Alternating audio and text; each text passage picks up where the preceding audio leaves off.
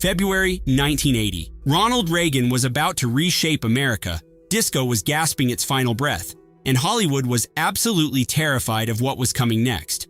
But this isn't about the triumphs. It's about the catastrophes. The films that vanished from theaters faster than studios could count their losses. The production so chaotic that directors were fired mid-shoot. The releases so butchered by censors that entire scenes were permanently destroyed. One romantic comedy became an actress's final leading role after she sacrificed years of her career for a man who demanded she stop working. One sci-fi disaster was so troubled that the star's entire voice had to be dubbed by another actor. And one slasher film was cut so brutally that the director called it the loss of 1,000 pieces. These are the 9 films that turned February into Hollywood's graveyard. Number 1 earned its spot. Sunday Lovers wasn't just forgettable, it was practically invisible. This 1981 anthology comedy brought together 4 international segments featuring genuine movie stars and somehow managed to gross just $621,931 worldwide. That's not a typo. The entire theatrical run of a film starring Roger Moore and Gene Wilder earned less than a single weekend at a mid-tier multiplex today. The concept seemed promising enough. 4 romantic comedy segments from 4 different countries, each directed by established filmmakers. Roger Moore played a chauffeur impersonating his employer to seduce an American tourist. Gene Wilder wrote, directed, and starred in a segment about a mental institute patient given a weekend pass. Critics Gene Siskel and Roger Ebert both gave it a firm thumbs down, calling the collection desperately uneven and mostly unfunny. The Gene Wilder segment was singled out as the weakest, with Leonard Maltin describing it as embarrassingly bad. The film ranked around 103rd in the annual domestic box office. Today, Sunday Lovers remains one of the most obscure films to ever feature a sitting James Bond actor. No standard American DVD or Blu-ray exists. Some failures fade from memory. This one never even registered. But if you think obscurity was the worst fate a film could suffer in February 1981, the next entry proves that critical savagery could be far more devastating. Sphinx arrived in February 1981, promising adventure in the shadow of ancient Egypt. What it delivered was one of Orion Pictures' most catastrophic failures. This $11 million production returned just $2,022,771 at the box office. That's roughly 18% of the budget recovered. The tomb set alone cost $1 million and featured 900 painstakingly recreated artifacts. Audiences never cared. Director Franklin J. Schaffner had won an Oscar for Patton. He'd helmed Planet of the Apes and The Boys from Brazil. None of that mattered when the cameras stopped rolling on this lifeless thriller. Leslie Ann Down was being groomed as Hollywood's next leading lady. Frank Langella brought gravitas. John Gielgud provided prestige. Vincent Canby of the New York Times called the result total, absolute, utter confusion. He said the Egyptian locations were so badly used that the film could have been shot more economically in Queens. The cruelest twist came 4 months later when Raiders of the Lost Ark showed the world what archaeological adventure could actually look like. John Rhys Davies appeared in both films, going from forgettable to iconic in a single summer. Schaffner never recovered. He directed only 3 more pictures. His career effectively ended by this disaster. And that was just one victim. The next film wasted 2 rising stars who were about to become household names. Eyewitness should have been a launching pad. Instead, this 1981 thriller became a frustrating misfire that paired William Hurt and Sigourney Weaver in their first collaboration. Then watch the film sink beneath $6.4 million in domestic gross against an $8.5 million budget. Peter Yates directed. He'd given the world Bullet and the Oscar-nominated Breaking Away. Screenwriter Steve Tessich had just won the Academy Award for Best Original Screenplay. The cast included Christopher Plummer, James Woods, and a young Morgan Freeman. On paper, this was prestige material. Hurt played a janitor who becomes obsessed with a television reporter played by Weaver. He actually worked as a real janitor to research the role. Weaver prepared by working at the actual New York television station depicted in the film. Both actors committed completely to a project that couldn't find its audience. In Britain, the film was originally released under the title The Janitor. It performed so poorly that distributors changed the name for all subsequent territories, hoping a different title might conjure different results. It didn't. Roger Ebert gave it 3 stars. Time Out called the box office failure thoroughly undeserved. Critics appreciated what Yates was attempting. Audiences never showed up. Months later, Hurt would explode into stardom with Body Heat. Weaver would wait until Aliens to fully capitalize on her breakthrough. This film became a footnote they both moved past quickly, but at least Eyewitness had favorable reviews. The next entry couldn't even claim that much. Just Tell Me What You Want marked the end of Ali MacGraw's career as a leading lady. This 1980 romantic comedy from director Sidney Lumet grossed just $2,086,905 domestically. For context, MacGraw had once been one of the biggest stars in the world. Love Story made her a global icon. She was nominated for an Oscar. Her handprints graced Grauman's Chinese theater. Then she walked away from everything. The reason was Steve McQueen. MacGraw had an affair with him on the set of The Getaway in 1972, left her husband, and married the action star. McQueen demanded she stop working. She complied, abandoning roles in The Great Gatsby and Chinatown to focus on their marriage. 6 years of her prime simply vanished. After their divorce in 1978, MacGraw attempted a comeback. This film was supposed to be it. Lumet was one of the finest directors in Hollywood. Alan King played a tyrannical media mogul. The screenplay by J. Preston Allen even won Italy's prestigious David Di Donatello Award for Best Screenplay of a Foreign Film. None of it mattered. Critics were divided. Audiences stayed away entirely. Roger Ebert praised both performances, noting the film could have been high-class trash but instead sneaked in fascinating characters. Time magazine's Frank Rich said the movie lost its assurance after a brisk opening 20 minutes and never recovered. MacGraw never led another feature film. She moved to television, eventually landing roles in The Winds of War and Dynasty. She admitted taking the Dynasty work only for the money. McQueen passed away from cancer in November 1980, just months after this film's release. They never got the chance to reconcile as friends. The next February release that week shared something haunting in common with MacGraw's story. Another actress giving her final performance before tragedy struck. The Last Married Couple in America opened the same day as MacGraw's film in February 1980. It performed better at the box office, earning $12.8 million domestically, but Universal Pictures still called it disappointing. And its real significance lies in what happened to its leading lady just 20 months after release. Natalie Wood was a 3-time Oscar nominee. She'd starred in West Side Story, Rebel Without a Cause, and Splendor in the Grass. This divorce comedy paired her with George Segal for a story about the last happily married couple watching all their friends split up. Roger Ebert gave it a single star. He called the film appallingly dim-witted and said the people seemed so spaced out about why they were married or divorced that the real miracle was how they laced their shoes in the morning. Wood had largely stepped away from film in the 1970s to raise her daughters. This was supposed to be part of her return. The reviews were savage across the board. The comedy landed at the wrong moment, part of a brief and doomed trend of divorce comedies inspired by Blake Edwards' 10 that all failed commercially. What gives this entry its weight is what came after. In November 1981, Wood was on a boat trip off Santa Catalina Island with her husband Robert Wagner and her Brainstorm co-star Christopher Walken. She never came home. The circumstances remain officially classified as drowning and other undetermined factors. Wagner was named a person of interest decades later. This modest comedy became the last film Natalie Wood completed in its entirety. On set, she told George Segal something prophetic. She said it's one typed role after another, and pretty soon you forget everything.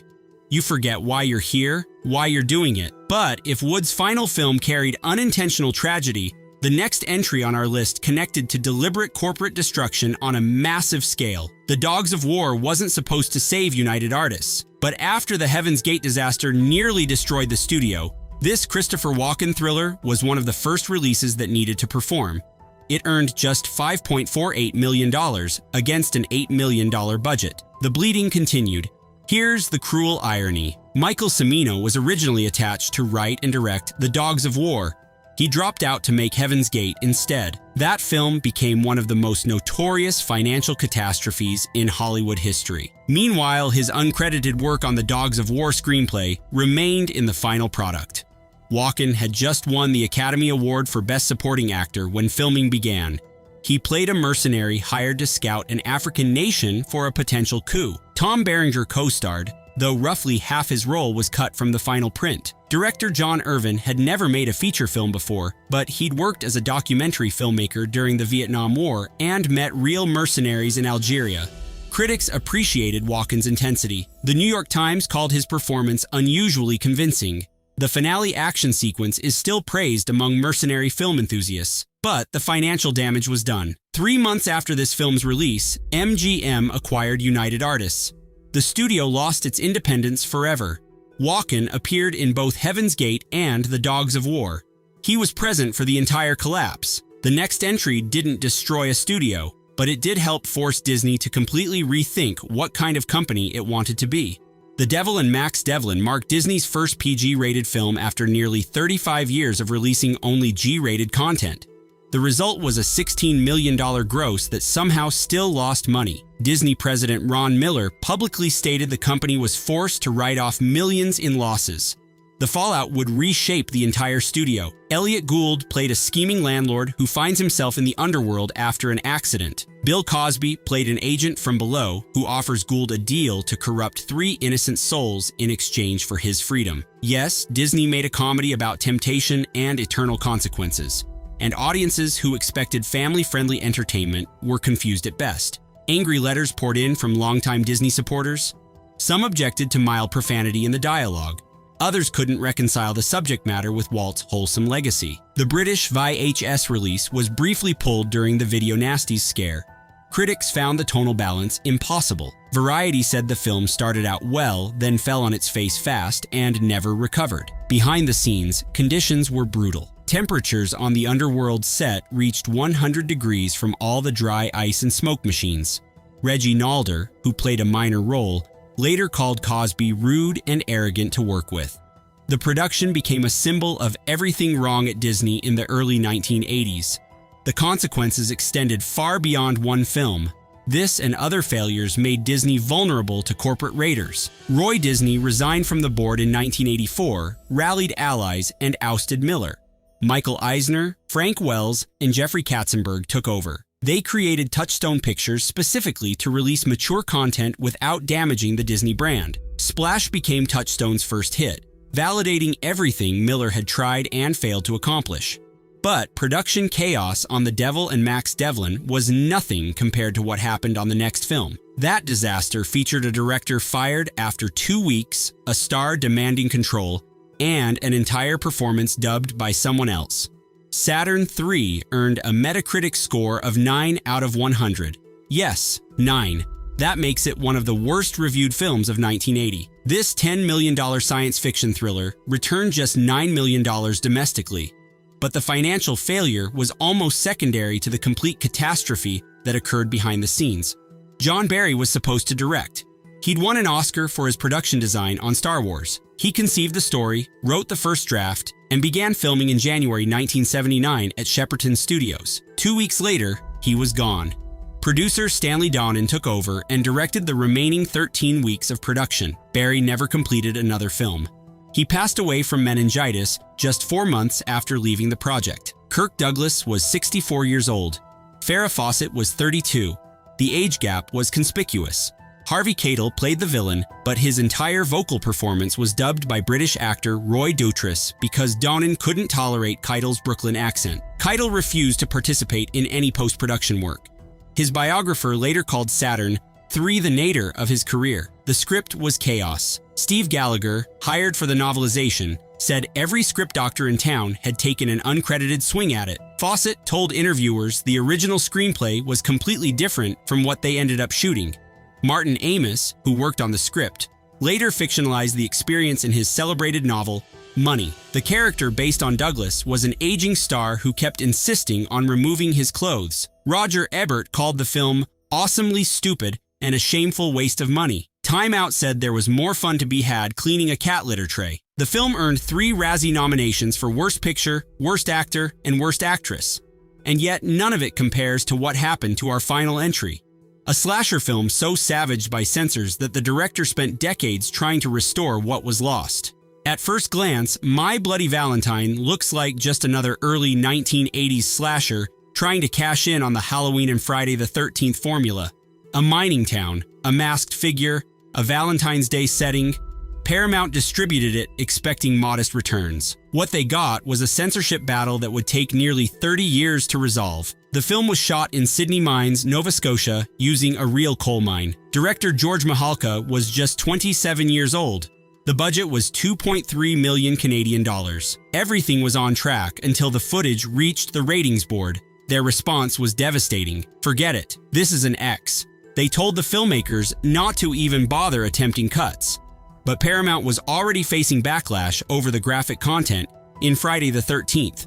They insisted the film be trimmed to earn an R rating. What followed became what Mihalka later called the loss of 1,000 pieces. The board demanded cuts to every single sequence of consequence. First, they wanted 5 seconds removed, then 2 more seconds, then 12 individual frames. That's how precise their demands became. One entire sequence was cut completely and remains permanently lost to this day. The negatives had to be physically spliced by hand. Once cut, the removed frames could never be recovered without destroying the film entirely. The theatrical version grossed $5.67 million. Paramount called it a disappointment, noting the profit was less than 1/3 of what Friday the 13th had earned. Mihalka jokingly referred to his own creation as my not-so Bloody Valentine. For years, the studio claimed the missing footage simply no longer existed. Then, in 2008, Lionsgate licensed the rights while producing a 3D remake. They discovered a copy with previously unseen material. The 2009 restoration brought back approximately 80% of the imagery and 95% of the intended impact. In 2020, Scream Factory released a 4K restoration from the original camera negatives. But here's what makes this the definitive #1 on our list. While every other film we've discussed faded into obscurity or mild cult appreciation, My Bloody Valentine was completely rehabilitated. Quentin Tarantino publicly declared it his favorite slasher film. The Irish shoegaze band My Bloody Valentine inadvertently drove new audiences to discover it through shared name recognition. The 2009 remake grossed over $100 million worldwide. George Mihalka was 27 when he made this film. He later reflected that instead of fading away like most films do, it seems to get more legs every year. The censors tried to bury it. The studio dismissed it. Decades later, it became the definitive example of a film the system got completely wrong. 9 films, 9 disasters. Some were betrayed by chaotic productions. Some were abandoned by studios that lost faith. Others were butchered by censors who feared what audiences might see. What connects them is timing. February was where Hollywood sent films it didn't believe in anymore. These productions had their moments of promise, star power, prestige directors, genuine creative ambition, but something went wrong in every case. The marriages fell apart, the studios collapsed, the censors won. Were these films failures? Or were they simply ahead of schedules that Hollywood wasn't ready to accept? How many of these 9 February disasters had you actually heard of before today? Which one surprised you the most? If you made it all the way through this countdown, that like button is right there. You earned it. We earned it. Subscribe to the channel for more deep dives into Hollywood's strangest chapters. Because sometimes the best stories aren't the ones that won awards. They're the ones that barely survived. See you in the next one.